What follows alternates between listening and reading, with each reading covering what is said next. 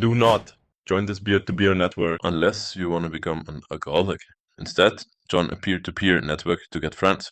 But what's the difference between these dots and these dots? Well, these dots represent a traditional network made up of server and clients, aka client-server architecture. Here, communication only takes place between a server and a client. For instance, if a client needs a picture, he sends a request to the server, which then responds with the requested image.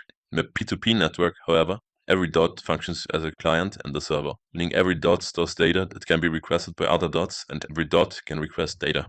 For example, peer A wants to distribute one file to every other peer in a given network. Peer A does this by partitioning this file into tiny pieces and distributing these tiny pieces to other peers. Then, if peer B wants to download this file, it sends a request to every remaining peer that holds a fraction of this file, instead of sending only one request to peer A.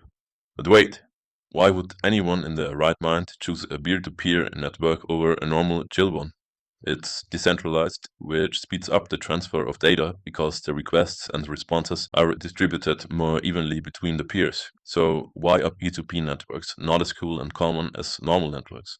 They are more anonymous, which makes it harder to trace illegal activities. One famous case of an illegal P2P network was the music platform Napster. Founder of the website wanted to simplify the sharing of music, but it quickly turned into illegal file sharing of copyrighted music.